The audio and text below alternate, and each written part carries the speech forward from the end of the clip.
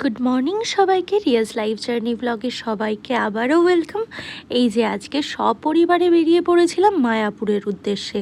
আর সকাল সকাল বেরিয়ে পড়েছিলাম, অনেক সকালেই বেরিয়েছিলাম, কিন্তু রোদ্দুরটা দেখো মনে হচ্ছে যে দুপুরবেলা হয়ে গেছে। অনেকটা রোদ ছিল, গরম ছিল, কিন্তু তাও জানালার পাশে ছাড়া তো আমি বসবো না। আর জানালার পাশে বসে কিন্তু অতটা ফিল করা যাচ্ছিল না যে কতটা গরম আছে। তো তারপরে এই যে আমিও একটুখানি নিজেকে ক্যামেরায় দেখিয়ে নিলাম। আর ওই যে বিপ্র দেখো গিয়েই বসে নিয়েই হেডফোনটা কানে দিয়ে দিয়েছে। আর চলে আসলাম মায়াপুরে আসার পরেই একটা কীর্তন পার্টি রাস্তা দিয়ে চলে যাচ্ছিল, সেটার একটা ছোট্ট ভিডিও ক্লিপ নিয়ে নিলাম।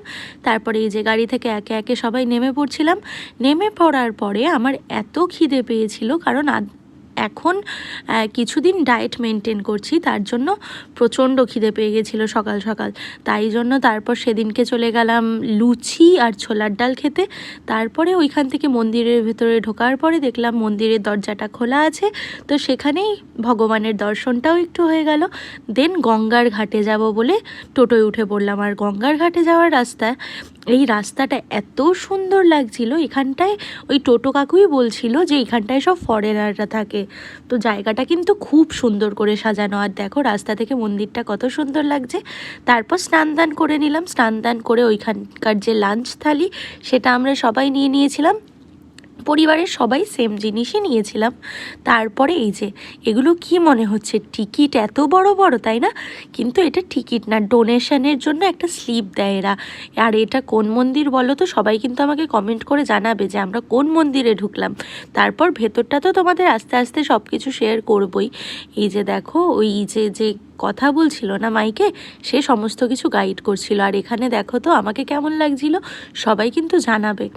আর এই যে ভেতরটা দেখো অনেকটা বড়। আর সেদিনকে ছিল সানডে, আর সানডে মানেই বুঝতেই পারছো যে কোনো ঘোরার জায়গায় কতটা ভিড় থাকে। আর সেদিনকেও সেম ছিল, যে মানে প্রচণ্ড ভিড়, প্রচণ্ড। তারপর এই যে এই জায়গায় নরসিংহদেব বসবে, আর এখনও প্রতিষ্ঠিত হয়নি, তো এইখানেই বসবে। সেই জায়গাটা আমাদের দেখিয়ে দিল। এত সুন্দর জায়গাটা, সামনে থেকে না দেখলে কেউ বিশ্বাসই করতে পারবে না। তারপর আমরা এতটা উঁচুতে উঠে গেছিলাম ওই মন্দিরটার, যে পুরো সোসাইটিটা দেখা যাচ্ছিল, এত ভালো লাগছিল। আর দেখো প্রথমে কিন্তু আমরা যখন গিয়েছিলাম তখন ঝর্ণার জলটা পড়ছিল না, তারপর একটু বিকেলে ঝর্ণার জলটা স্টার্ট হলো। তারপর ছোটোখাটো কিছু কেনার জিনিস ছিল, সেগুলো একটু কিনে নিলাম। দেন একটু কফি খেতে গিয়েছিলাম। কফি খেয়ে দিয়ে এই যে বেরিয়ে পড়লাম। আজকের মতন এটুকুই, টাটা। আর বড় ভ্লগে কিন্তু সবটা দেখতে পারবে।